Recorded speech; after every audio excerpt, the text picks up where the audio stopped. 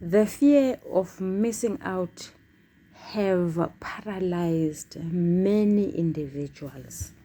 It is as deadly as the concept of competition. These two concepts are friends, but they are not my friend, neither your friend. I always say to people I know, delay does not mean denial. If today I don't have socks, it doesn't mean that I won't have socks tomorrow. I can and I will have socks, provided I work very hard towards the achievement of my goals. Therefore, FOMO for me, which is an acronym for the fear of missing out, does not exist. Sanibonani balingani mabhungu namatshitshi.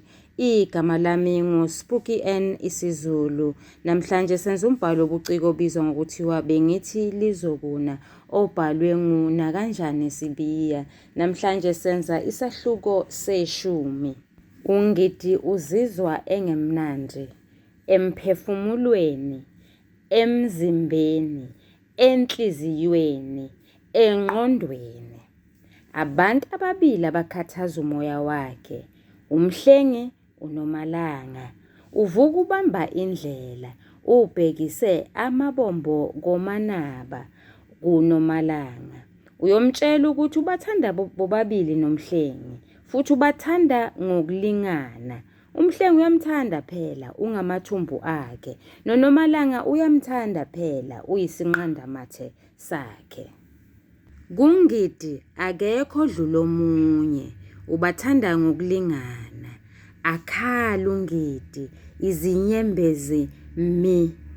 Ezubuhlungu ezwe eba nozwelo uNomalanga, baxolelane, baphume, baqonde eThekwini, sebeyobheka indodana yabo. Okuchaza ukuthi bobathathu sebengumndeni. Ngalena ujabule uNontobeko eBlue Waters. Umhlengi utholakele, useshayela unini ucingo. Izindaba ezisematheni ilezi zikaNkululeko ezokuthi uzikhumile, ngakho-ke useshonile. Akhala uNontobeko, izinyembezi mi. Yindaba kaMhlengi esimenza ukuba abe ngcubangcono. UXolani uphekwa ngebhodwe elincane ngunkosikazi wakhe uLungile. Ufuna izimpendulo. Uyalivuma iqiniso uXolani, useqonyiwe, ahayize abe ubani uLungile. Kulowo mnyama kufike izihlobo zikaXolani okungabazala bakhe. uXolani ubona intuba yokuphuma ngesango, uya kuMahlengi. Lapha umbhali uveza uXolani njengomlingiswa ofelwe nguNembeza. Izingane zishonile ngesizathu sokukhiyelwa, okuchaza ukuthi zibulewe nguye, zife ngenxa yakhe. Kunokuba duduze unkosikazi wakhe, okunguyena oyisisulu sayo yonke lento eyenzekayo. Ubona ukuthi kungcono ayocamela esifubeni sikaMahlengi ukuze axole emoyeni. Nangempela uShezi wabaphelekezela ongidi efulethini likaMhlengi. Wafika wabashiya esangweni, engafuni ukubatshela ukuthi kukhulu abayobhekana nakho ngaphakathi efulethini. Wanele ukubabona nje Mahlengi washayeka phansi. Bethuke ngoba bacabanga ukuthi lona kungenzeka ukuthi uyintombi kaMhlengi. Ungidi uze umbiza ngondodakazi, kanti yindodana yakhe. Ekuphaphameni kwakhe kuloko kuquleka, umhlengi wathi, "Baba, yimina umhlengi." Uyabihlika umahlengi mhlengi. Ziyagobhoza izinyembezi kuNgidi.